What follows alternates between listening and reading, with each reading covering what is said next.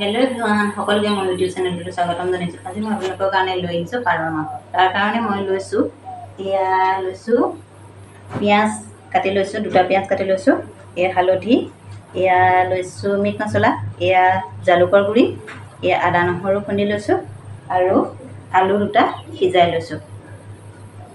এয়া মই কেৰাহীত জোখমতে তেল দি তেল গৰম কৰি লৈছোঁ আৰু মাংসখিনিত নিমখ, হালধি, মিট মছলা অকণমান আৰু এটা সৰু সৰু পিঁয়াজ কাটি 10 মিনিটৰ আগতে সানি থৈছিলোঁ। এয়া মোৰ কেৰাহীত তেল গৰম হৈছে আৰু মই আদা, নহৰু, পিঁয়াজ,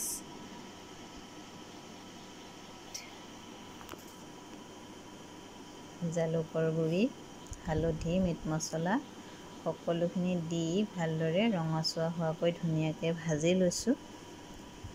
এই প্ৰত্যেকটো বস্তু দিওঁতে ভালদৰে লৰাই থাকিব লাগে যাতে তলত লাগি নধৰে। এতিয়া মই ইয়াতে পাৰ মাংসখিনি দি 2 মিনিট ভাজি সিজাই থোৱা আলুখিনি দি দিছোঁ।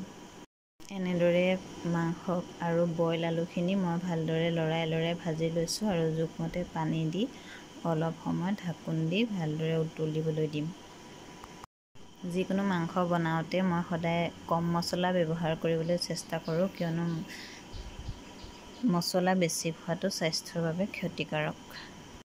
এয়া দেখিছে আমাৰ তৰকাৰী ধুনীয়াকৈ উতলি গৈছে। এনেদৰে 5 মিনিট সময় উতলিবলৈ দিয়াৰ পিছত মই এতিয়া তৰকাৰীখিনি নমাই থ'ম, মানে গেছটো বন্ধ কৰি থ'ম। এই আমাৰ পাৰ মাংস ৰেডি হৈ গৈছে। আপোনালোকে ভিডিঅ'টো চাই কেনেকুৱা পালে মোক জনাব দেই, আৰু যদি ভিডিঅ'টো চাই ভাল পালে তেন্তে মোৰ চেনেলটো ছাবস্ক্ৰাইব কৰি ৰাখিব। আজিলৈ আহোঁ, বাই বাই।